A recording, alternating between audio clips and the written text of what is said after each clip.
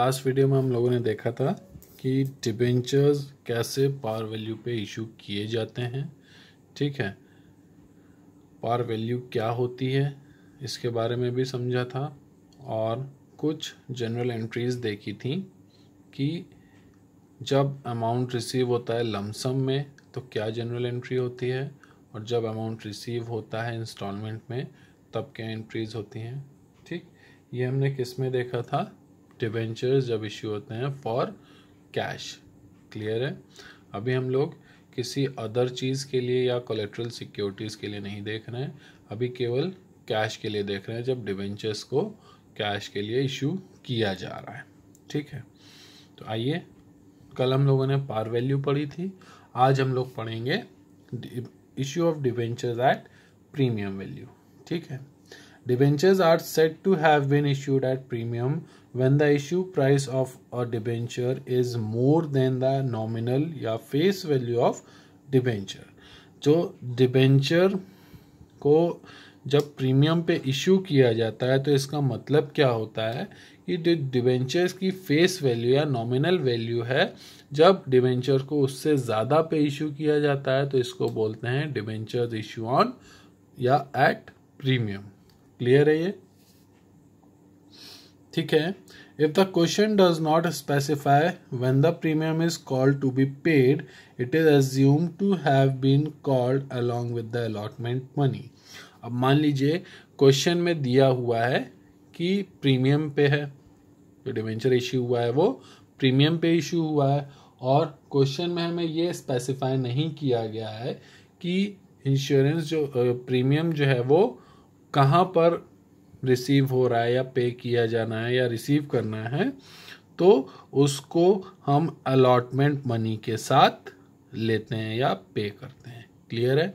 अगर क्वेश्चन में नहीं दिया होता है और अगर क्वेश्चन में दिया होता है कि जो प्रीमियम है वो कब पे हो रहा है या कौन से इंस्टॉलमेंट पे हो रहा है, तो उसको उसी इंस्टॉलमेंट पे लेते हैं।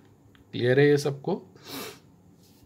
आगे बढ़ते हैं, यूटिलाइजेशन ऑफ सिक्योरिटी प्रीमियम। अब जो प्रीमियम वैल्यू हमें जो एक्स्ट्रा वैल्यू मिल रही है, ठीक है, जो फेस वैल्यू है उसके अलावा जो हमें एक्स्ट्रा वैल्यू मिल रही है उसका कहाँ यूटिलाइजेशन करते हैं? ठीक है, सबसे बड़ी चीज़ है उसको यूटिलाइज करते कहाँ हैं?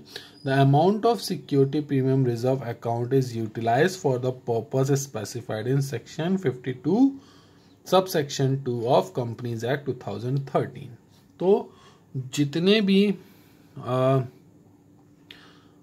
पर्पस स्पेसिफाइड किए गए हैं कंपनीज अकाउंट 2013 के थ्रू, जिसमें कि जो सेक्शन है 52 सब सेक्शन है 2, उसके अंडर जो भी पर्पसेस नोटिफाई किए गए हैं उन सभी पर्पस के लिए जो प्रीमियम है उसको यूज किया जा सकता है। ठीक है, The purpose for which security premium reserve can be used are for issuing fully paid up bonus share। ठीक है, तो सिक्योरिटी प्रीमियम रिजर्व का यूटिलाइजेशन कहाँ पे होता है?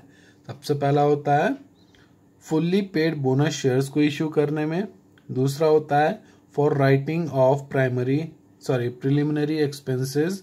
जो प्रिलिमिनरी एक्सपेंसेस होते हैं कंपनी के उनको राइट ऑफ करने के लिए, for writing of expenses of or commission paid or discount allowed on debentures of the company। तो किसी भी तरीके का एक्सपेंस को राइट ऑफ करने के लिए, कमीशन पे करने के लिए या जो भी डिस्काउंट दिया जा रहा है डिबेंचर्स पर कंपनी के, उसको राइट ऑफ करने के लिए सिक्योरिटी प्रीमियम यूज किया जाता है।